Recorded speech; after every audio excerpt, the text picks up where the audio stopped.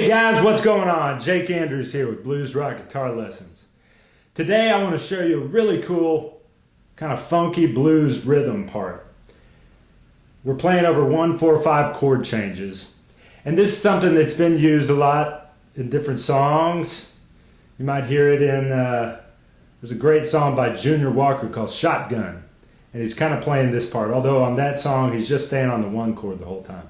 So we're playing this over 1-4-5. Today I'm going to show it to you in the key of C. Now it's kind of a seventh chord alternated with kind of a bass line guitar part, okay? Let me show you what it sounds like. I'm going to do it kind of a medium tempo, but one thing that's really great about it is that it sounds killer at a slow, real slow, funky thing. Also, really up tempo, it sounds great. All right. So it sounds like this. 3, 4.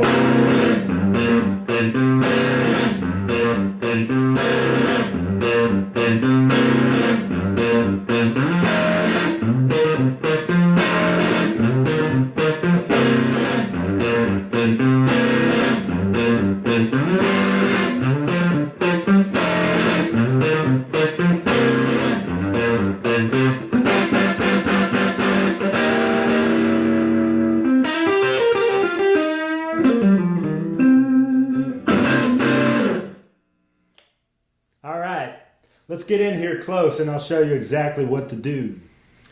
So, as I said, this rhythm pattern is built off of a seventh chord. Okay, so we're playing it down here and this is a C seventh chord. Okay, what this is just an open C chord, okay, which most of y'all probably know this. If you don't, this is just a basic open C chord. Our ring finger is on the 3rd fret, 5th string.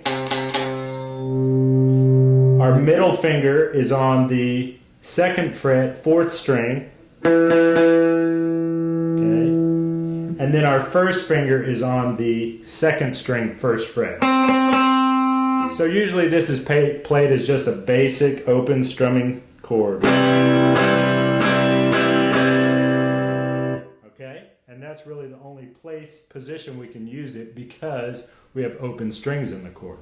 Now, when I put my pinky down on the 3rd string, 3rd fret, okay, now it becomes a 7th. We've added that note into it. So now I would call this C7. And really, I only want to get these 4 strings. Okay? I strum those 4 strings. However, you can kind of intentionally play the chord a little loosely so you block that high E string because you don't want it to ring out. And you can do the same thing with your thumb. You can barely touch the low E string to block that, okay? Because you really want to be able to strum this chord hard and not have those E strings ring out, okay? All right. Now that we don't have any open strings in the chord, we can play it anywhere. We can use this chord anywhere on the neck. And we use it all the time in blues and kind of funky R&B stuff, all right? We're going to be using it a lot in these video lessons.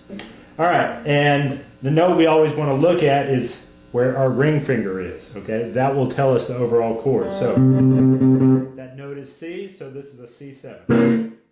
So C sharp 7, D7, D sharp 7, on and on up the neck. For this song we're using the 1-4-5 chord changes. So like I said, it's C, F, and G. All right, so here's C. Up here is F. This is at the 8th fret. And then G is one step further at the 10th fret. Now make sure when you bring this chord up the neck, it still takes up 3 frets, but of course as we get further up the neck, everything gets tighter, okay? And you need to make sure your wrist is down enough to where you can stay somewhat upright, okay? If you're too pulled over, you're going to block all those strings. Okay, so you got to drop your wrist down more, keep it upright and stay on your fingertip. And there's a good sounding chord there. All right, so that's our 3 chord changes, C, F, and G. All right, so we're going to start by strumming this chord twice, like this. Okay? Da, da. Okay?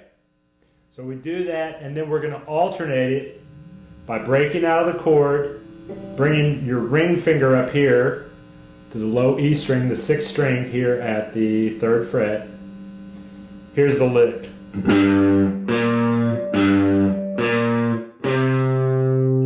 Okay, so you can see it's all played on my ring finger, my 1st finger. I'm on the low E string, the 6th string here, 3rd fret. And then I go to my 1st finger on the 5th string, 1st fret. Now come back and repeat it. And then go back to the C note, 5th string, 3rd fret. So once again it's da da da da da.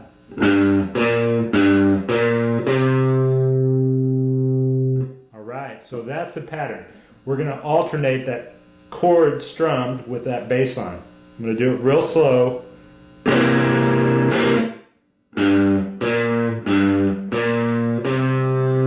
Now as soon as you get back on this note, you want to just let your fingers fall back into the chord.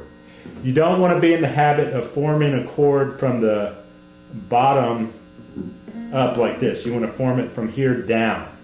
Because this note, your root note, is the most important note of the chord. So if you're already there, you can start to, you can pick that note while your other fingers are still falling into place. Alright, so that's just a general tip for forming any chords. Form them from the root note down. Alright, so we're going to do that back and forth here 4 times. And like I said, do it as slow as you need to. It doesn't matter if you have a big space there, whatever it takes. Do it slow and controlled and try to get it sounding perfect. Once you have the back and forth aspect of it, then we can start to increase the speed. Okay? Just take your time with it. Alright, there you go. Y'all try this out. And like I said, you can start it real slow. It sounds great.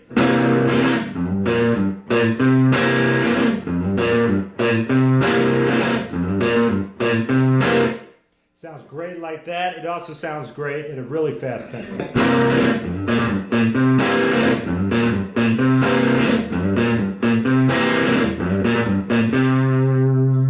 Alright, and of course you can move it and play it in any key, okay? We're just basing it off of that C7th shape, alright? So anywhere you want to move it, just use 1, 4, 5 changes with it. Alright, I'll see you next time in the next video. Best of luck. Thank you guys so much for watching. Be sure and check out my other videos and don't forget to subscribe to the channel. Visit my website at bluesrockguitarlessons.com for many other guitar instructional videos. I'll see you there.